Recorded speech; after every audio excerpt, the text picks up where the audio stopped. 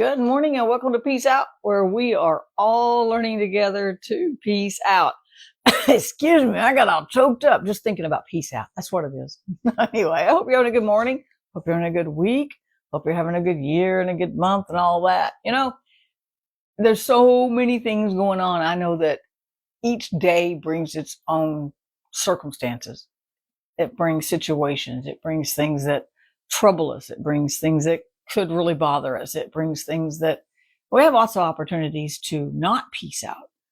But even in the middle of a storm, the presence of the storm doesn't mean God's peace isn't there. It doesn't mean we messed up. So we're going to talk about standing today, whether there's a storm going on. It's not even really about going through things as much as just standing on what we know about God, right?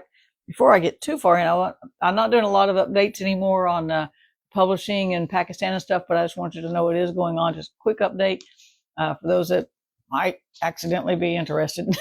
We just printed 500 copies. The first five went to the printer for the first time. Command Your Morning just went to the printer for the first time, and we got 500 brand new copies that are already starting to be distributed. As a matter of fact, I know of at least one church where they were given out on Easter Sunday morning. So there are things going on. We're constantly having to go back. I think, though, I'm going to have to write some more books now. I think we've translated just about everything that we need to translate. So now that we've got them all translated and printed, now it's just a matter of continuing to print them once we get them all kind of where they go. So poor Brother Marcus, he's got a stockpile of books over there so that he's got some of each one, and we just keep printing them and making sure they stay in print. And lots of things going on. So that's just a quick update for those who might care. Anyway, so this is so exciting, though. It's just that has totally exploded. I never saw that coming. That's the cool thing about God, right? He likes to surprise us. So I was actually studying some different things this morning because I was studying for 2 or 3 different purposes.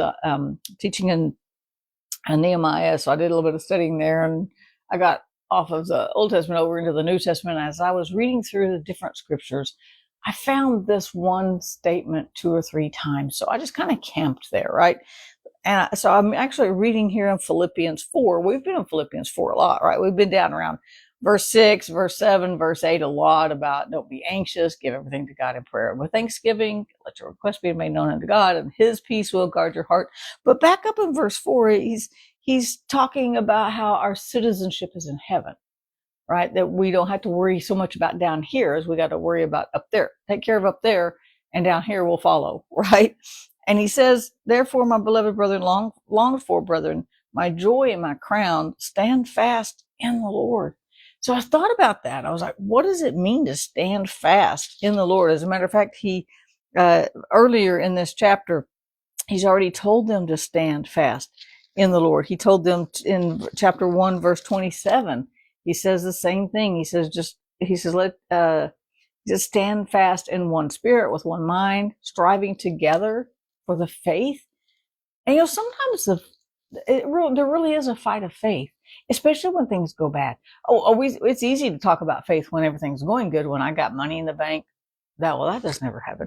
But when there's money in the bank, and when our bodies feel good, and we've got a good job, and our family's all well, and we're well, it's easy to talk about faith then. And if we talk about it when things aren't going well, it's mostly trying to talk ourselves into it, or we feel like when things don't go well that we lose faith. But we don't lose faith. It doesn't leak out, right? Especially, we can strengthen our faith muscles. Our faith doesn't keep bad things from happening. And having faith doesn't mean that bad things aren't going to happen, that we're not going to have difficult circumstances. We've said this, I say this over and over, that Jesus put the disciples in the boat, sent them across the lake, the Sea of Galilee, knowing that there was going to be a storm. Faith didn't prevent the storm. Faith in him kept them safe in the storm, right? Faith didn't prevent Daniel going to the lion's den, but it got him out. Faith didn't prevent Jesus going to the cross. Did Jesus have a lack of faith that those things happened to him, that he was crucified? No, he didn't have a lack of faith. Paul didn't have a lack of faith, and he was in jail multiple times. He was in shipwrecks multiple times. He was beaten one time and left for dead. Probably had a head injury that we don't talk about because they didn't talk about it back then, right? You know, because they thought he was dead. He was unconscious, of course, or God raised him up. Faith didn't mean bad things didn't happen. Faith means when things happen, I'm going to continue to stand because God is with me. And so I'm actually, when I get done here, this is what I'm going to do. I'm going to go through and look at how many times did Paul really say stand fast in the Lord. Now we know it, I got 2 times here in Philippians, and he said the same thing in Ephesians 6, as a matter of fact. He told us to stand fast within the armor, right? He says be strong in the Lord. Let's see. Our war is not against flesh and blood, but against principalities, powers. It's against fear. It's against doubt. It's against all these crazy thoughts that are against this word. That's where our real struggle is, right? And so because when something happens, we immediately, or maybe I do, maybe I'm by myself, I try to figure out what I did wrong. What did I do wrong? Why did Chris have a wreck? Did I not have enough faith? Did I not pray enough? Why is it always I? It's just that when things happen, when the fight gets heavier, it takes more faith.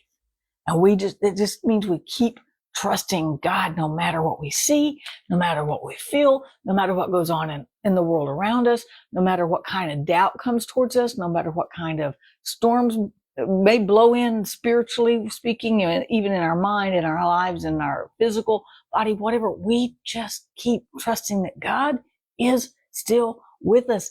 He's not going to pack up and go, oh, I don't do storms and boats. Nope, I don't do storms. Nope, I don't do financial crises. Nope, I don't do that. Oh, I don't do job losses or lost loved ones. He is going to be faithful, and we can stand fast in him because he's going to be with us. Doesn't mean things aren't going to fight at us. It doesn't mean there's not going to be stuff coming at us. There's stuff coming at us.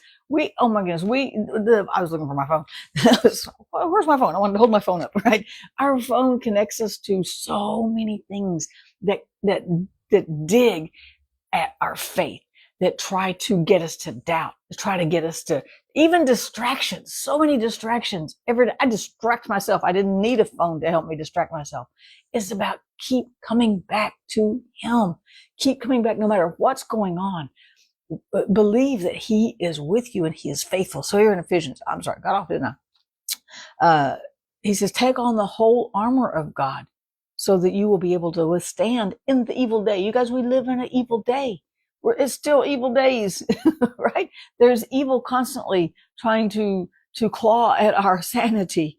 And it's a constant fight to stay pure, to stay open and honest before God, to stay away from evil. It's getting harder and harder because it's everywhere, right?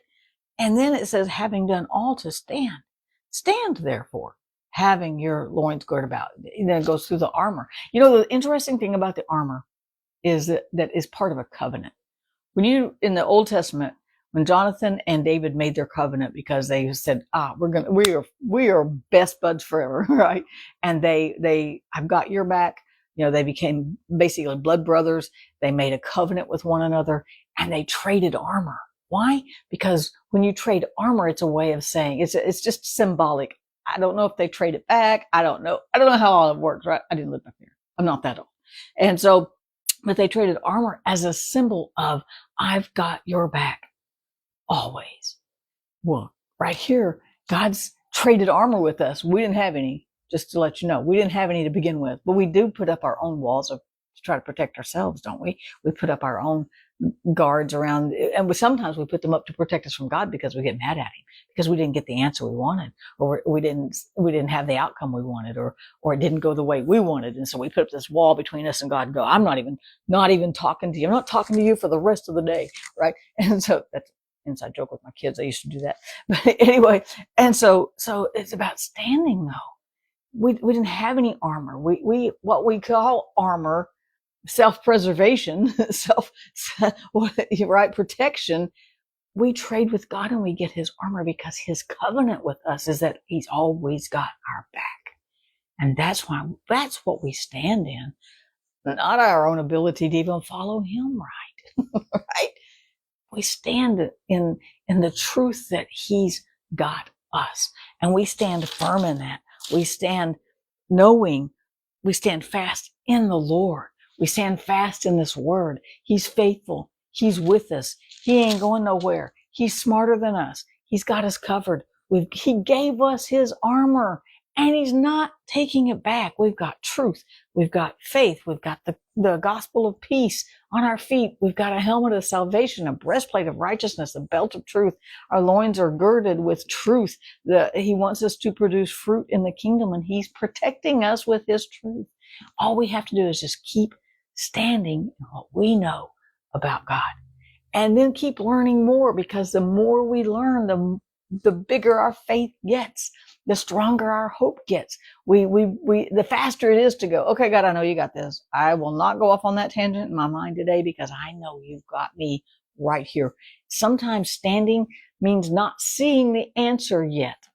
Sometimes standing means after the answer I didn't like, I'm still going to stand. I'm still going to stand on this word. I'm still going to trust him. I'm still going to believe that God said everything he said right here and everything he said right here. And I'm just going to keep trusting him no matter what. That's standing. And that's where peace comes. Peace out, you guys. Have a great day. See you again tomorrow.